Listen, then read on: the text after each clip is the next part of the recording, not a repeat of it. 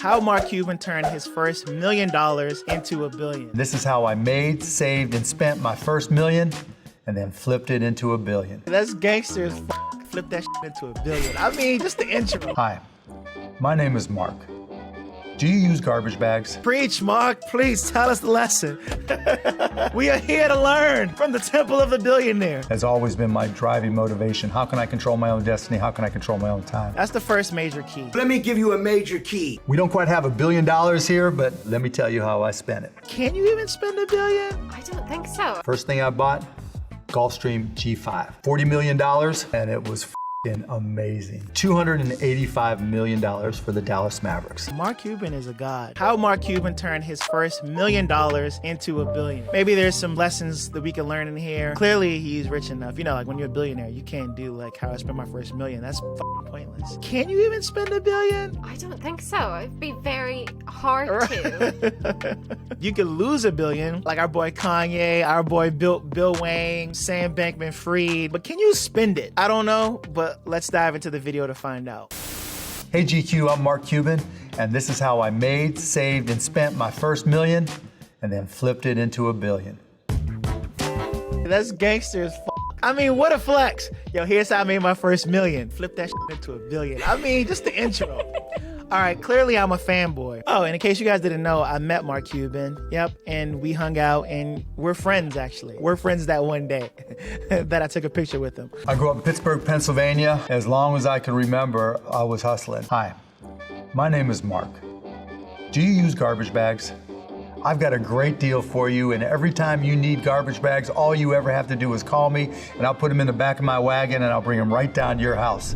That was my first business, the world's first, probably only, garbage bag door-to-door subscription company. I still remember like my first job. It was walking the dogs for Miss Kim upstairs. She had like 2 dogs. I'd be like, hey, Miss Kim, like if you ever need somebody to walk the dogs for you, like I'll walk them. Usually like that first transaction of money is you offering some sort of service to the person that's paying you. And realizing almost no matter what product or service you're selling, there's always somebody who needs it. You just got to find that person that needs it. And sometimes it just takes knocking on like a ton of doors. I never ever thought in terms of money, okay, I need to make millions. I always thought in terms of time. Has always been my driving motivation. How can I control my own destiny? How can I control my own time? That's the first major key. So let me give you a major key. What I've realized from like building wealth, being a consumer and buying stuff is that none of that shit really matters. Sweaters get old. Buy a BMW, pull it off the lot. Soon, you don't even give a shit about it anymore. The one thing that you can't get back is time. And when you think in terms of time, you have a better chance of getting to financial freedom quicker because all you're thinking about in terms of, hey, how do I provide more value to whatever my consumer or constituency is, which eventually brings you more money, which eventually gives you like more time. Think in terms of time, not in terms of money. Because if you have endless money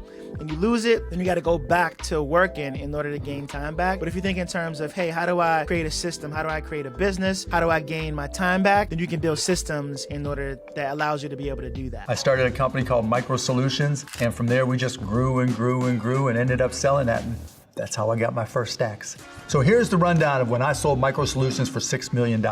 So $1 million went to employees, $2 million to a partner I brought in, $2 million to me. I live like a student, but the first thing I did was buy a lifetime pass on American Airlines, and I just went all around the world taking friends and partying like a rock star. The problem with W-2 income is the fact that you're not building like any equity. Getting equity in a company is how a lot of people like get wealthy. He owns the whole company, which is of course amazing. And he was able to sell it, gain all the equity, split up the equity, and then he cashed out. I never thought I was going to work again. I've made a ton of money in the stock market. I was worth $20+ million. Life was good. Investing in the stock market, once again, something very important. He netted like $2 million, and then you fast forward his story, he's like, yeah, I made a ton of money in the stock market. He did it through investing. It's like a combination. It's like, okay, you earn the money, but then you invest the money grows, and that's how you become like wealthy.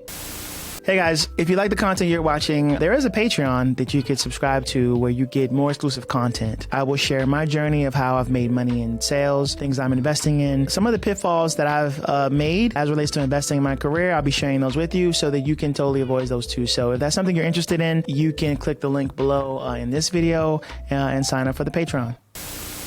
Then one of my buddies from college, Todd Wagner, sat down with me, and this was in 1995. He was like, there's this whole new thing called the internet. There's gotta be a way we can use this to listen to Indiana basketball. We set up this website called AudioNet, and the next thing you know, video comes along and we turned it into a company called broadcast.com. And so we started what turned out to be the very first streaming company.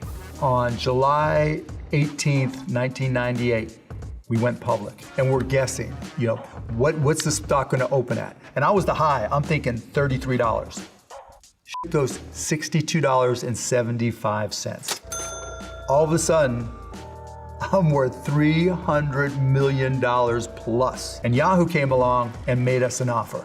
And all of a sudden, that stock price tripled, and I was a billionaire. He figured out how to create a whole bunch of companies, sell those companies, and then gain equity. And then he rolled that equity up to being a billionaire. So I think that step one is how to turn your W-2 income to income that you earn from a business, because the benefit of that is you pay less taxes. So now you sell said company, you take that and you invest in equities, and then ideally you invest that wisely, and then that's how you grow your net worth. We don't quite have $1 billion here, but let me tell you how I spent it. I told you I valued time. First thing I bought, Gulfstream G5. $40 million. I'll buy it.